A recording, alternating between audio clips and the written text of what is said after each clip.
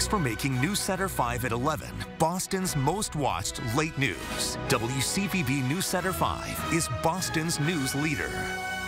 Monday at 11, he touches every criminal investigation for the team, and he's living with a convicted felon. Kathy Curran from Team 5. His girlfriend investigated for theft from the team, but never charged. We really want to get your side of it. Team 5 investigates Monday at 11.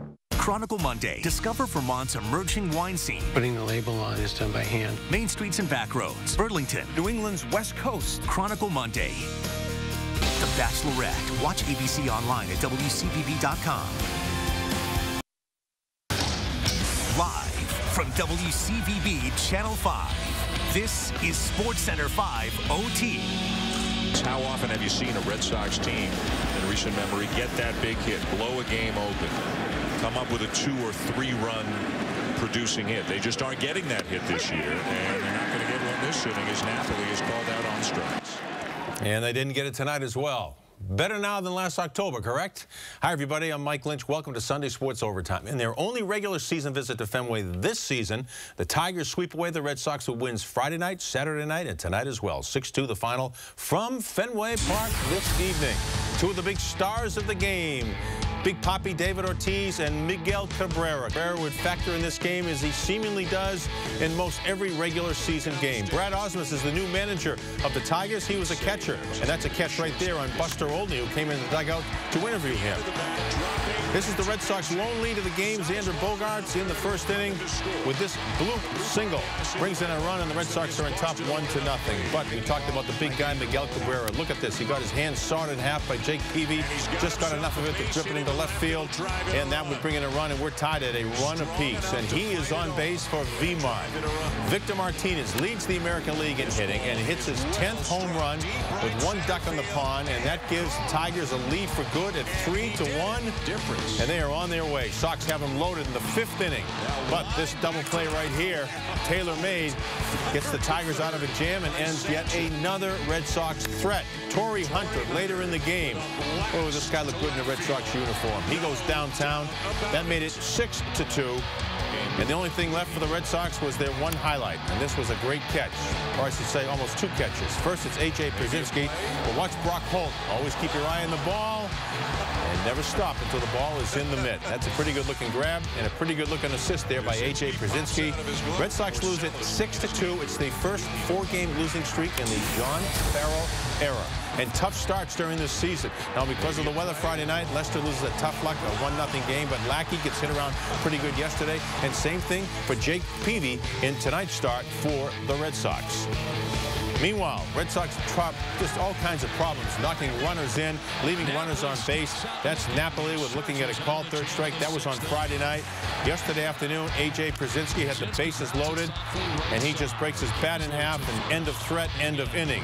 And then tonight, the Red Sox, you saw them. They had the bases loaded with 1 out. They had a double play later on, earlier I should say, in the 2nd inning. Pedroia's up with runners at the corner, and he just grounds into a double play. That's pretty much been a mirror of what the season has been like for the Red Sox. Friday night, shutout on 3 hits.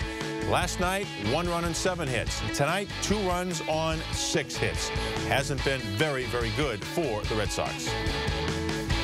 As an athlete here in Boston, you know, your fans, you know, they expect, you know, the most out of you, and you know, we felt like, you know, we had the team in here to get it done for them, and I think that's almost the worst part is, you know, you let the fans down and you let the city of Boston down. And well, it hasn't been easy letting go of hockey cold turkey. Most of us had another month of Stanley Cup playoffs all penciled in our calendars, and so did our Bruins analyst Dave Gosher, who wrapped things up with us at the Garden and looked ahead to next season as well.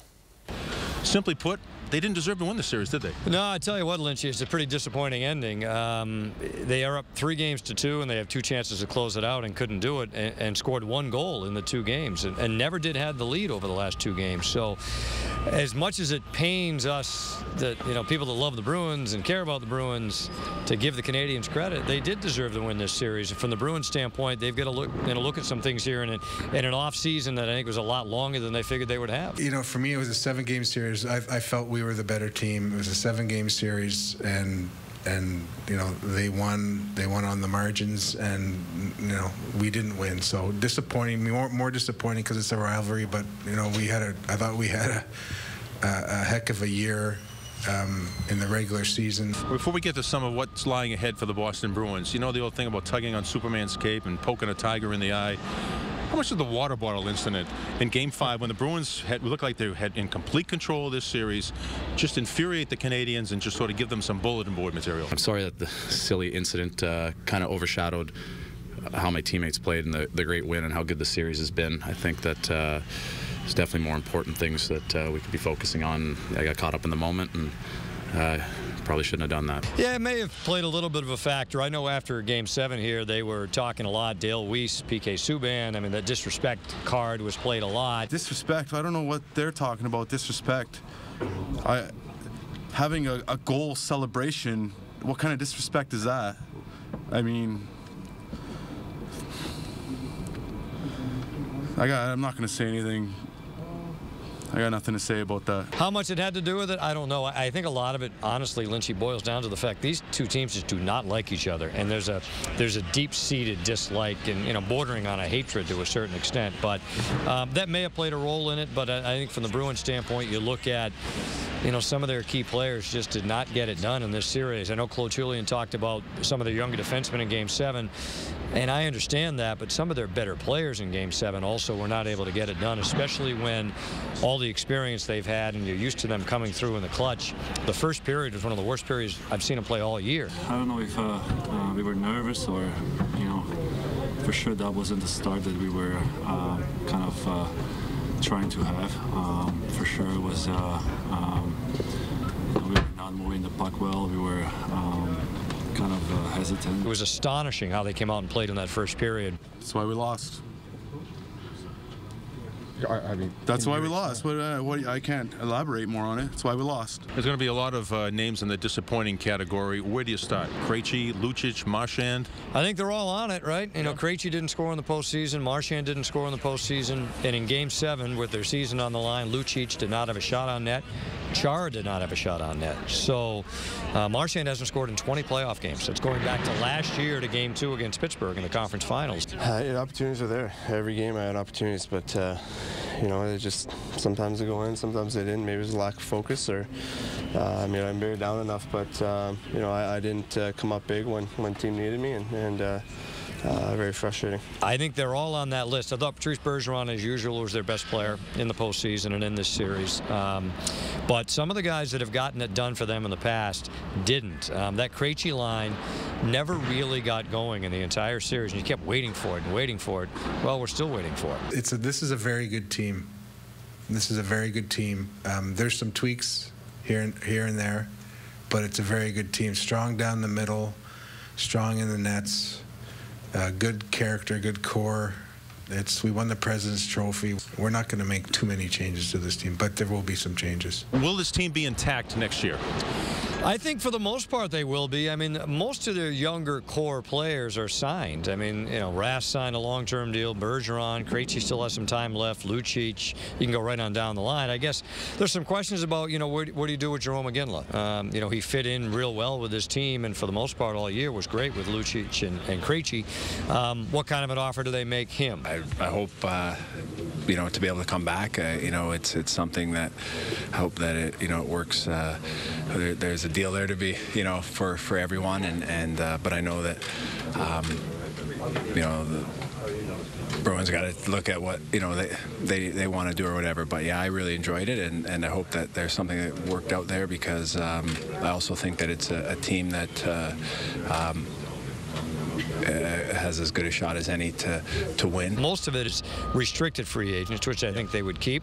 The other part of it is, you know, Dennis Seidenberg never did play in the postseason. I know Claude Julien said after Game 7 that was a discussion they were going to have if they did move forward into the next round. So, but I do think they have to look at some areas where you know, their goal scoring fell flat as this series moved on, especially when they needed it most. And, you know, this team has been through a lot together, and they have such a high level of expectation for themselves. And to be out in the second round, it's just not good enough for them, and it's not good enough for the fans. Well, Claude Julien, is his job safe? Yeah, I think so. I mean, I think, look, he's been here 7 years. They've made the playoffs all 7 years. They've gone to 2 finals and almost won 2 cups. So, but I do think they look, you know, their younger defensemen now have a full year under their belt. Hamilton, Krug, Bartkowski, Miller came up and played real well this year. But I do think there's some areas, and maybe it's up front, you know, in terms of adding some depth, and maybe you even look to add to the blue line a little bit in addition to Seidenberg coming back and being healthy. But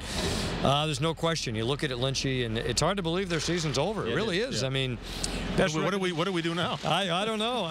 You're busy. I don't know what I'm going to do. But best record in the regular season, and I was just convinced they were at least going to go to the conference finals. I believe they were among the top 4 teams in the league, but that was not the case. It goes to prove again that winning the regular season doesn't mean anything, and you know, play pretty decent first series, and then this series, as I said, you know, we kind of, you know, didn't take that next step and improve our game, and that's it. That's the reality, and we have to live with it. They played from behind most of the series. They trailed by at least 2 goals in 5 of the 7 games. Yeah. That's not how they play. I mean, they're a front-running team, and this series, and you've got to give the Canadians credit, they jumped out to leads and grabbed the lead. The only game they looked like themselves, the Bruins, was Game 5. That was by far the best game they played. And then the water bottle incident. I keep bringing it up. Yeah, you might be onto something. I think I am onto something. I just think. Yeah, and I think from the Canadian standpoint, look, they were the underdog in this series, and you grab onto any little thing you think can give you an advantage. And hey, look, somebody like a PK Subban, as much as we may, you know, dislike the antics and the showboating, he's a hell of a player. He's a hell of a player, and he had a heck of a series. So. You have to give him full marks for that. Carey Price was sensational. He was better than Tuukka Rask in this series. And you can talk all day about the Bruins' depth and about their best players. And, you know, Bergeron's probably going to win the Selke. And, you know, Rask could very well win the Vezina and all of that. But at the end of the day, that doesn't really matter much. So much for the President's Trophy, huh? Yeah, again, you know, it's funny. We said it at the time when they were rolling through the league in March and couldn't lose, that this is all nice, but it doesn't really matter. And that's right. It didn't really matter. It doesn't matter. No, it doesn't matter, especially where they're sitting right now. Well, I thought we'd be talking about the New York Rangers right now, and I guess we're going to talk about golf season. So have a great summer. Yeah, all right, Lynchy, you too. All right, Dave Gosher, Bruins analyst and the voice of the Boston Bruins and the Massachusetts Sportscaster of the Year, by the way. We'll take a timeout, come back with more Sunday Sports Overtime right after this break. I think the only toughest part is that we can play our best hockey at the most important time of the year, you know. And when that happens, then you have to regroup and think about what went wrong and fix those things. But we had a great group of guys and we had a great season. So it's just a shame that we let it go to waste. Now, back to the action.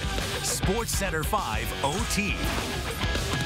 Not overwhelming, but exciting. I mean, to have this opportunity to come here, I mean, I couldn't imagine a better one. So, you know, I'm excited to get after it, really, with the guys. Well, he's not Johnny Football. He's simply Johnny Garoppolo. And he's caused a buzz in Foxborough as well as the rest of the National Football League ever since the Patriots drafted him last week. And he appears to be a guy who wants to grow some roots right inside Gillette Stadium. You know, I hope they saw a dedicated, a motivated football player, someone who really loves what they do and comes out here. And I mean, I'm a blue-collar guy. I like to go to work every day, and I think hopefully that's what they saw. I just have to come in with the right mindset of I'm going to learn the playbook as fast as possible, you know, adjust to the NFL game, the NFL speed as fast as possible, and you know, if I could do that, then I'll be in good shape. Film and playbook, I mean, that's what makes a quarterback great. I mean, you have the physical tools, obviously, but when you get in the film room, get with the coaches, talk about the playbook, I mean, that's what really separates you, I feel like. Oh, tremendously. I mean, they're two guys who've been in the league for a very long time, and both successful quarterbacks in this league. So, you know, that's what I'm trying to become. And I mean, they both have a tremendous amount of knowledge that they can share with me, and I'm going to try and pick up every little nugget I can. It sounds very simple, but I mean, you just can't overwhelm yourself. You can't overthink things. You just gotta, I mean, at the end of the day, it's football. You got to go out there and perform on the field. And what a season Garoppolo had. Look at this. Threw for over 5,000 yards. And look at the touchdown to interception ratio. The highest drafted quarterback by a Patriot since Drew Bledsoe. Wow. All right, still to come tonight, we'll take a look at the NBA and NHL playoff action from today. Plus, sometimes when an Eagle has landed, it just doesn't behave itself. We've got a couple of golf shots you'll have to see to believe. That's coming up next in SportsCenter 5 OT. Come on, referee. It's America's most watched morning news. So what's the secret to GMA's success? We call it what, controlled chaos? Emily Reamer goes behind the scenes. I'm going to get to the bottom of this. The glue that keeps GMA on top. Tune in this Monday on NewsCenter 5 Eye Opener. Monday at 11 on WCVB News Center 5. He touches every criminal investigation for the team, but his handling of criminal cases called into question. When someone's credibility is questioned, it impacts everything they touch. And the questions against this top cop. Kathy Curran from Team 5. Don't stop there. You're living with a convicted felon. His girlfriend investigated for theft from the team, but never charged. We really want to get your side of it. Team 5 investigates the team's top detective. Monday at 11 on WCVB News Center 5. She just couldn't stay away. I missed you too much. Emily Reamer is back. It's very exciting. Joining Randy Price. Here's what's happening this morning. Anchoring Boston's most watched morning news. New this morning. The new News Center 5 Eye Opener. Weekdays starting June 2nd. Chronicle Monday. Main streets and back roads. Burlington. New England's West Coast. Chronicle Monday. Live streaming. Every newscast. Every day. News Center 5. Who's on the pole for the Indianapolis 500? That's got to be Carpenter. Nice job, boys. Nice job, Ed. Ed Carpenter posted a 4-lap average of over 231 miles per hour. He takes the pole for next Sunday's running of the Indianapolis 500. It's the second straight year Carpenter will start from the pole position. All right, fess up, folks. How many of you watched the Blackhawks and the Kings today, or Canadians and Rangers yesterday afternoon? Pretty tough, isn't it? Bruins go out, and so does the Pilot Light in quite a bit of a hurry. Blackhawks are, of course, the defending champions, and they played like it this afternoon at home in the Madhouse on Madison Avenue against the LA Kings, who have won 2 7-game series heading into this at home, where the Blackhawks have won 7 straight at home wearing their red jerseys. Game tied at 1 apiece right here, but that would be the only goal that Corey Crawford would give up on the entire afternoon. After that, it was all Chicago. They are just so tough. Duncan Keith would score. Later on, Jonathan Taves would score. And it's the 7th straight win at home for the Blackhawks in the postseason. 3-1 the final.